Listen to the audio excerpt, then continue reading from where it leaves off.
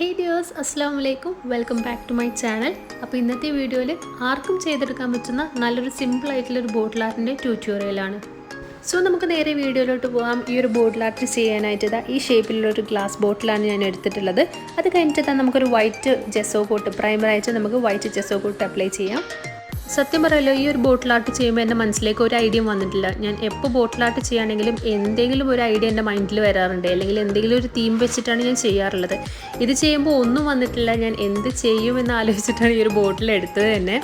പക്ഷേ final result കുഴപ്പമില്ല എന്നേ ഉള്ളൂ. ഞാൻ 100% സാറ്റിസ്ഫൈഡ് അല്ല. എന്തായാലും നിങ്ങളുടെ അഭിപ്രായങ്ങൾ കമൻറ്റ് ചെയ്യാനായിട്ട് മറക്കണ്ട. വീഡിയോ ഇഷ്ടമാണെങ്കിൽ ലൈക്ക് ചെയ്യാനും ഷെയർ ചെയ്യാനും പിന്നെ ചാനൽ ഒന്ന് സബ്സ്ക്രൈബ് ചെയ്ത് തൊട്ടടുത്തുള്ള ബെല്ലൈക്കൺ കൂടെ എനേബിൾ ചെയ്യാനൊന്നും മറക്കരുത് കേട്ടോ.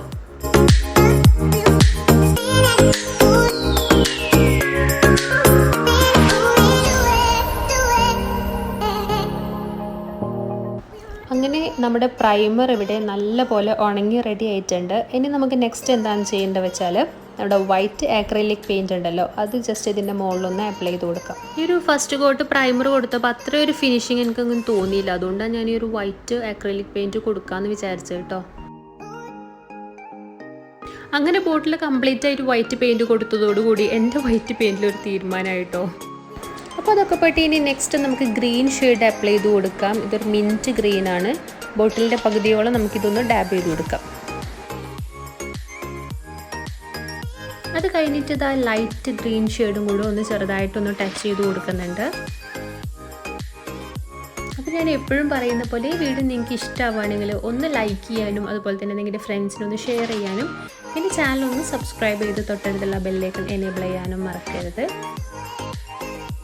അപ്പോൾ ഇനി അടുത്തതായിട്ട് ഞാൻ ഒരു ബ്രഷ് എടുത്തിട്ട് ചെറുതായിട്ടൊന്ന് ഒരു ബ്രാഞ്ച് പോലെ ഒന്ന് വരച്ചു കൊടുക്കുന്നുണ്ട്.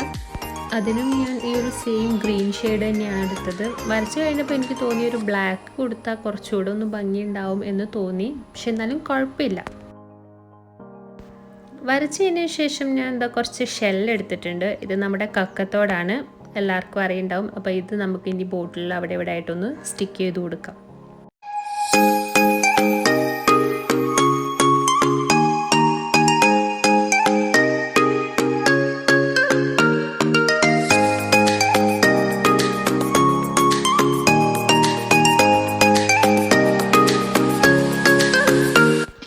ഷെല്ലെല്ലാം സ്റ്റിക്ക് ചെയ്ത് കഴിഞ്ഞതിന് ശേഷം അത് കുറച്ചുകൂടി ഒന്ന് ഭംഗി കൂട്ടാൻ വേണ്ടിയിട്ട് വൈറ്റ് അക്രിലിക് പെയിൻറ് എടുത്തിട്ട് അവിടെ ഇവിടെ ആയിട്ട് കുറച്ച് ഡോട്ട്സ് ഇട്ട് കൊടുക്കുന്നുണ്ട് കേട്ടോ.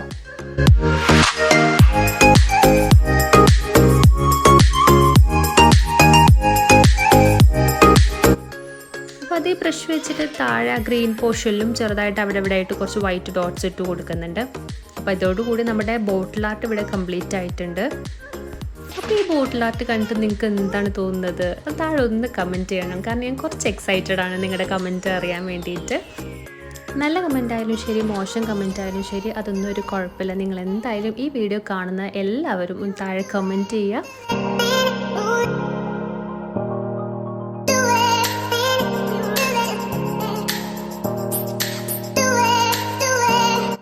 അപ്പോൾ അത്രയേ ഉള്ളൂ. Thank you so much for watching my video. Video ഇഷ്ടമാവുകയാണെങ്കിൽ ലൈക്ക് ചെയ്യാനും ഷെയർ ചെയ്യാനും പിന്നെ ചാനലൊന്ന് സബ്സ്ക്രൈബ് ചെയ്ത് തൊട്ടടുത്തുള്ള ബെല്ലൈക്കൺ എനേബിൾ ചെയ്യാനും മറക്കരുത്. പുതിയൊരു വീഡിയോ ആയിട്ട് വരുന്നവരേക്കും എല്ലാവരും സന്തോഷമായിട്ടിരിക്കുക, സേഫ് ആയിട്ടിരിക്കുക. Will be back soon with another video. Take care. By.